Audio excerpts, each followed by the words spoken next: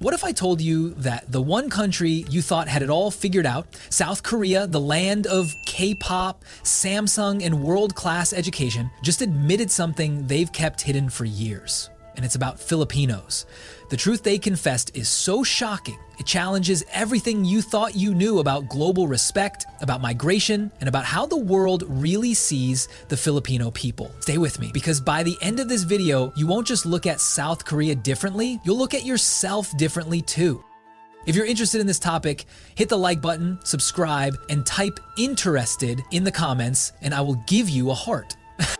Every single day, Filipinos step off a plane in Insyd with one mission: work hard, send money home, and hope their sacrifices build a better life. They leave behind the people they love most, all for the chance to provide a future with more opportunity. But here's the irony. What most Koreans don't want to admit, and what the world has conveniently ignored, is that these very workers are the hidden gears inside South Korea's shiny, high-tech machine. They are the engine that powers the economic miracle, a testament to resilience that you'll never see in a K-drama. The sacrifices they make on a personal level directly fuel the national pride that Korea projects on the global stage.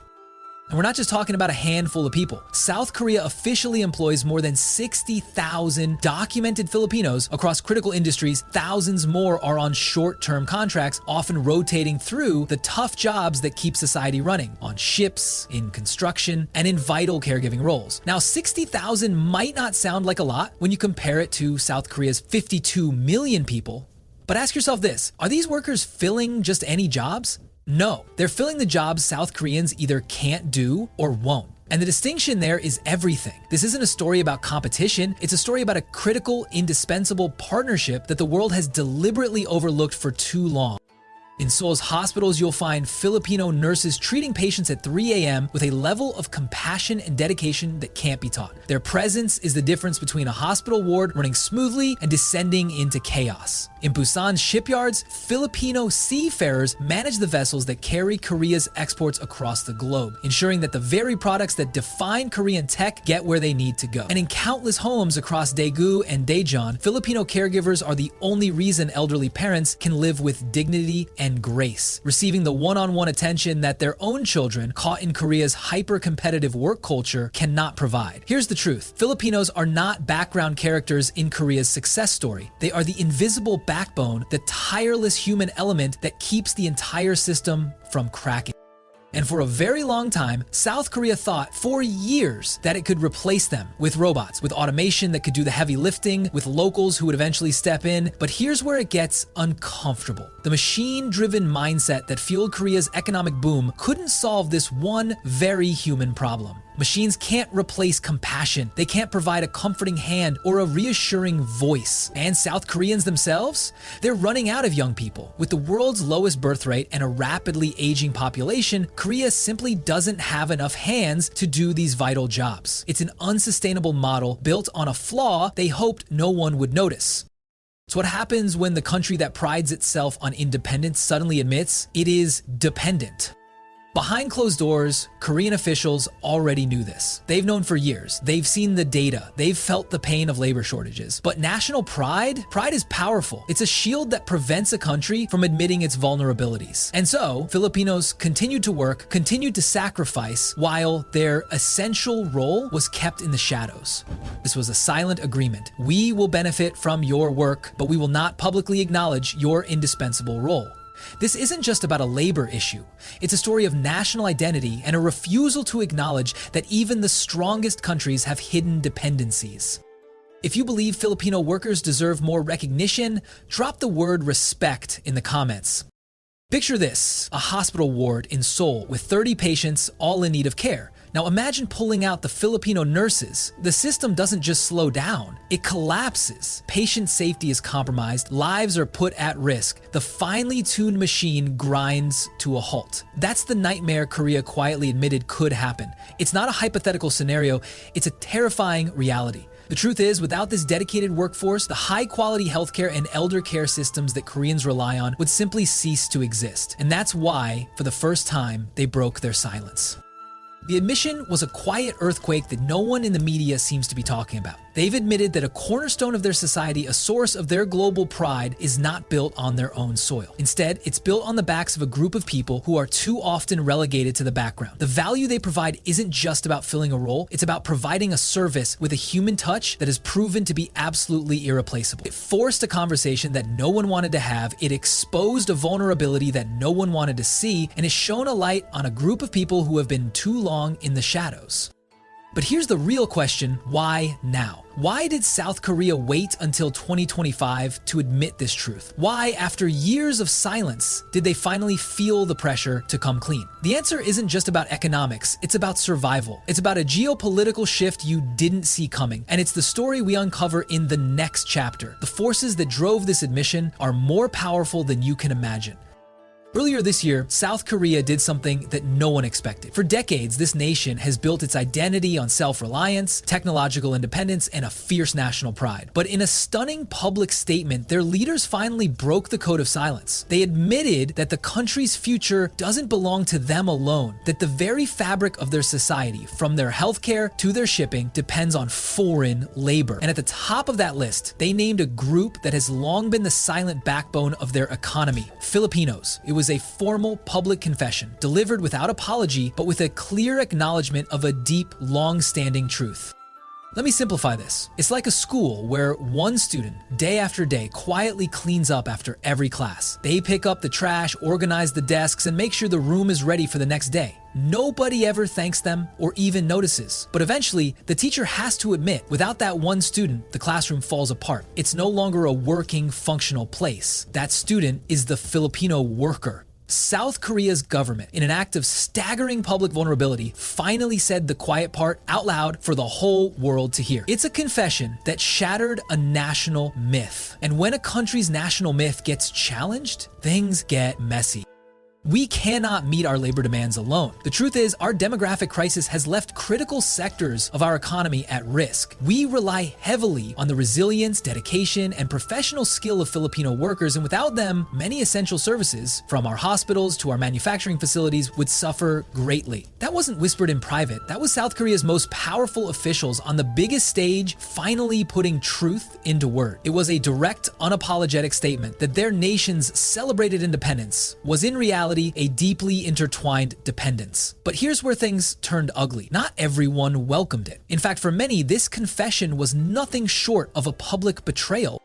Pride doesn't die easily. And for some in Korea, this admission felt like a dagger to the heart of their national identity. We saw it everywhere. In online forums, comments erupted in fury, asking, "Why are we admitting this? We don't need foreigners. We should be able to stand on our own." We saw it in small but vocal anti-immigration rallies, where protesters held signs saying, "Korea for Koreans." It was a backlash of epic proportions, driven by a deep-seated belief that a country's strength is measured by its ability to go it alone. But the facts didn't care about their pride. The numbers don't lie. Korea's birth rate is at 0.72, the lowest in the world. By 2050, nearly half the population will be over 60. Without caregivers, nurses, and teachers from abroad, Korea isn't just facing a labor shortage, it's facing a full-blown economic and social collapse.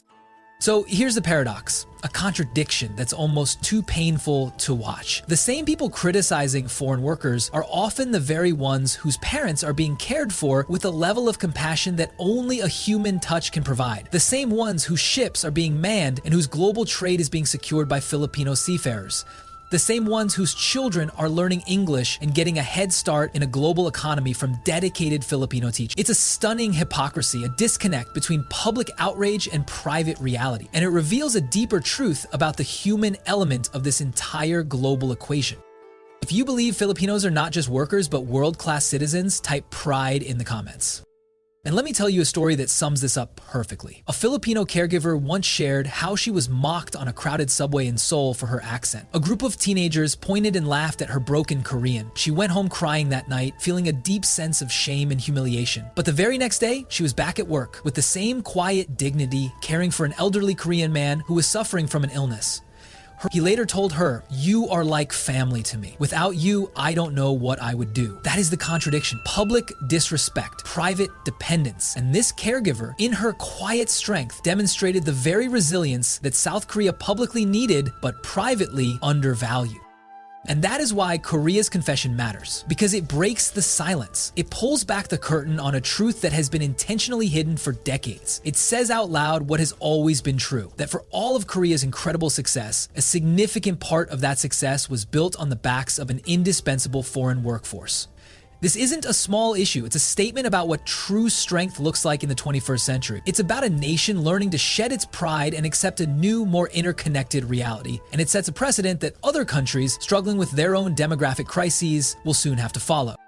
But here's where it gets even more shocking. The words South Korea finally used weren't just about economics. They were stronger than anyone expected. The confession was not just a diplomatic statement, it was a political earthquake. And when you hear what they said, you'll understand why this isn't just about today. It's about a profound shift in power, a new dignity for the Filipino people, and a future that belongs to those who, for too long, have been ignored. It's a testament to the fact that the most valuable resource on Earth is not oil or gold or even technology, but human spirit.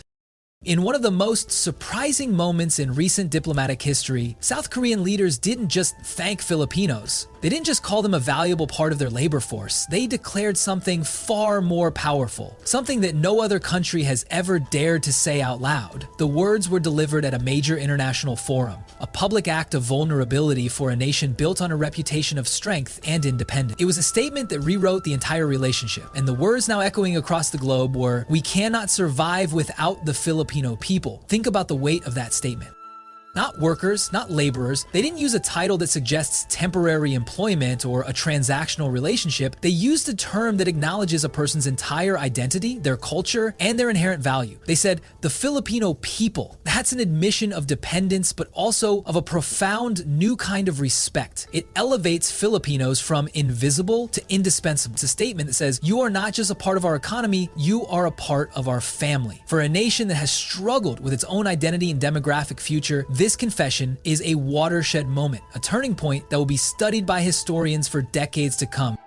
And think about how powerful that is. For decades, Filipinos abroad have been treated as replaceable, like temporary tools that can be hired and fired at will. Their sacrifices, their skills, and their resilience have often been taken for granted. But now, a country as proud and as technologically advanced as South Korea admitted openly that their very survival is tied to the Filipino people. This isn't just about remittances. It's about recognition, it's about dignity, it's about rewriting the story of what it means to be Filipino in the world, shifting the global narrative from one of need to one of vital necessity.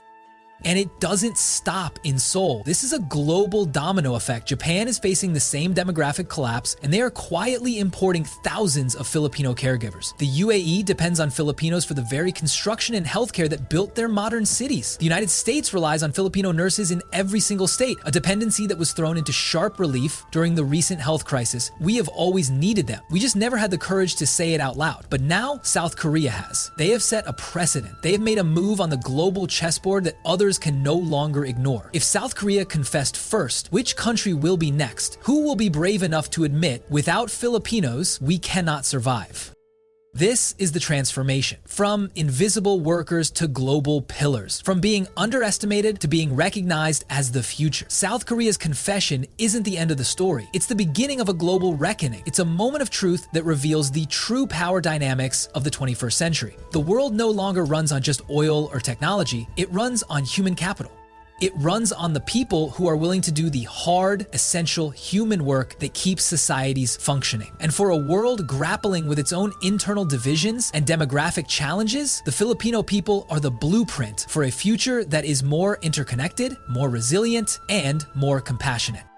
This isn't just about a country and its workforce. This is a story about a people who have proven that their greatest strength is not their numbers, but their spirit. A spirit of hard work, of unwavering loyalty, and of a deep-seated belief in the value of family and community. These are the very qualities that modern, fragmented societies are desperate for. And South Korea, in its moment of crisis, saw that truth. It saw that the solution to its deepest problems was not found in a laboratory, but in the hearts and minds of the Filipino people. The diplomatic ripples of this admission are already being felt. Other nations are now reevaluating their own immigration policies, their own labor markets, and their own relationship with the Philippines. For years, the Philippines has been a global talent exporter, but now it is poised to become a global power broker. Its human capital gives it a new kind of geopolitical leverage. This wasn't just a confession, it was a power transfer, a public acknowledgement that the world's most valuable resource is not found in a mine or a factory, but in the human heart, and the Filipino people have that heart in abundance.